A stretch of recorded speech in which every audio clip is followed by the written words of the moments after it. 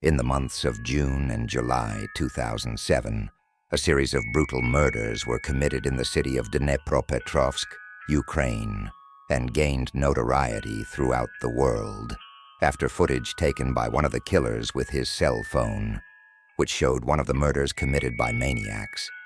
It ended up on the internet. The video ended up becoming known as Three Guys and One Hammer, an allusion to the pornographic and extremely disgusting film Two Girls and One Cup. On the evening of June 25, 2007, Ekaterina Ilchenko was returning home after spending the afternoon at a friend's house. The two talked and drank tea. Two boys, Viktor Sayenko and Igor Suprunyuk, attacked her with a hammer. Ilchenko received a hammer blow to the side of the head. His body was found by his mother in the early hours of the morning.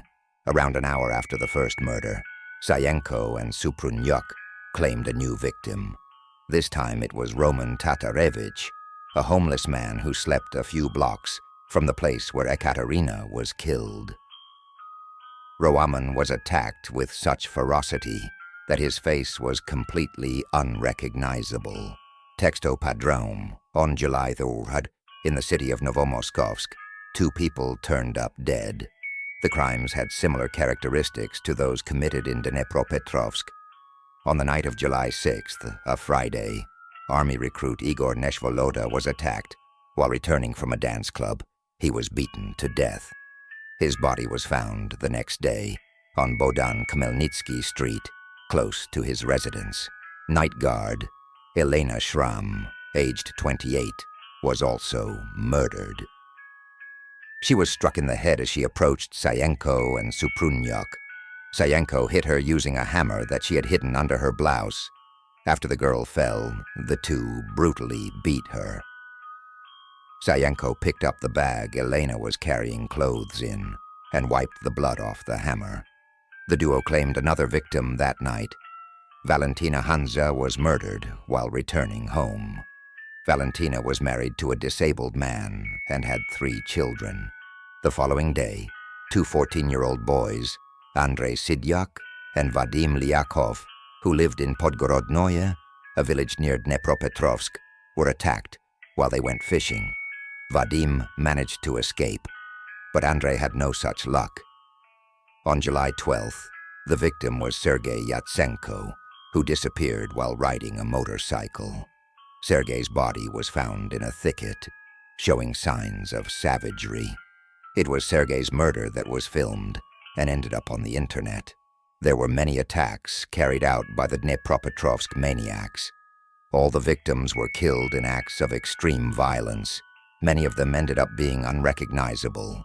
Some of the victims had their eyes gouged out while they were still alive. There was also a report of a pregnant woman who had her fetus ripped from her womb. There was no evidence of sexual assault on the bodies, but victims' belongings were often stolen. Despite several attacks in sequence and all with very similar characteristics, until July 7th, the police had not made any connection between the murders, considering each of them as isolated cases. As many of the victims had their belongings stolen, investigators came to believe that the action was solely financially motivated. Lyakov, the boy who managed to escape the pair of killers when they attacked him and his friend Sidyak, ended up being arrested by the police who suspected him of being Sidyak's killer. As Lyakov himself later claimed, he was tortured by the police, who sought a confession from him for his friend's death. Fortunately for Sidyak, investigators began to consider that the various attacks carried out in the surrounding area were related, and ended up ruling out the possibility that he murdered his friend when they were going fishing. Lyakov helped the police by making a sketch of the attackers. On July 14th, Natalia Mamarchuk, 45, was walking along a tree-lined street in the Dyovka region, a village neighboring Dnepropetrovsk, when she was attacked by the pair. Neighbors witnessed the attack and tried, unsuccessfully, to chase the attackers. The police went to the scene and took statements from people who witnessed the attack. A task force under the command of Vasily Paskalov, was created to stop the attackers. The investigation took place in secrecy, and no warning was given to local residents, but the population, alarmed by rumors, avoided going out at night, the time when most of the attacks occurred. Supronyak and Sayenko were arrested on July 15th inside a pawn shop when they tried to sell a cell phone that belonged to one of the victims. Sayenko turned on the device to show it was working and was tracked by police. A third young man, Alexander Hanza, was also detained. He had provided materials for the crimes, as well as being accused of armed robbery, in an incident in Dnepropetrovsk. After the arrest, the police soon discovered that at the age of 17, Supronyak had beaten a boy and stolen his bicycle, which he sold to Sayenko. Both were arrested but did not go to jail due to their age. When questioned by the police about where they had gotten the cell phone they were trying to sell, the three quickly confessed to the crimes. The trial, presided over by Ivan Senchenko, began in June 2008. Supronyak pleaded not guilty to the crimes. The prosecution presented as evidence the blood marks on some of the killer's clothes and the video recorded by Supronyak. The defense denied that the two were the authors of the video and stated that the investigations were not due. Sayenko stated that he was afraid of Supronyak due to threats he received when he was in high school. Despite the many videos and photos where young people tortured animals and the video where Sergei Yatsenko was murdered with great doses of cruelty, the families insist that they were completely innocent. They say they were framed in a conspiracy to protect the real killers, powerful people who are above the law.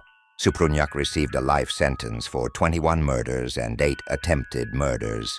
Sayenko received a life sentence for 18 murders, 5 robberies, and for dozens of cruel acts against animals.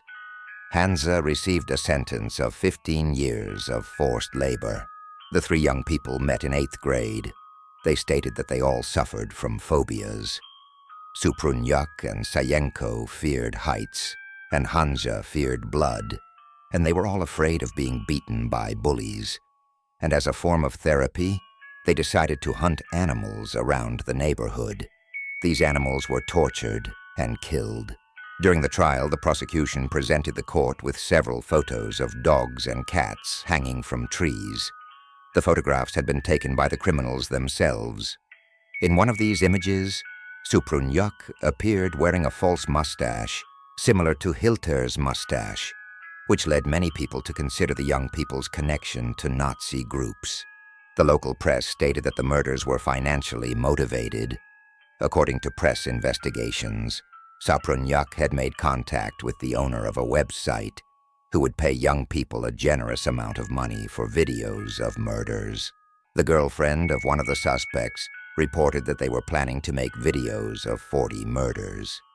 This fact was confirmed by a former colleague of the suspects, as he often heard Supronyak contact an unknown operator of a rich foreign website who ordered 40 videos of deaths and would pay a large amount of money if they were made.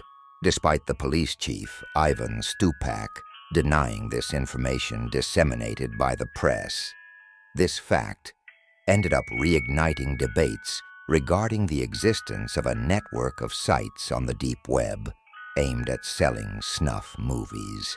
According to Ivan Stupak, there was no concrete evidence regarding these allegations, and he believed that the crimes were not financially motivated, as those involved were people from well-off families. Detective Bogdan Vlasenko stated that the three did it as a hobby. At the trial, it was found that Supronyak kept newspaper clippings about the case. In other posts, where the case of the Dnepropetrovsk Maniacs was mentioned, many readers requested links to the video 3 Guys and 1 Hammer. The Noite Sinistra blog does not usually feature posts with explicit violence content, but I have provided a link below where interested friends can watch the video 3 Guys and 1 Hammer.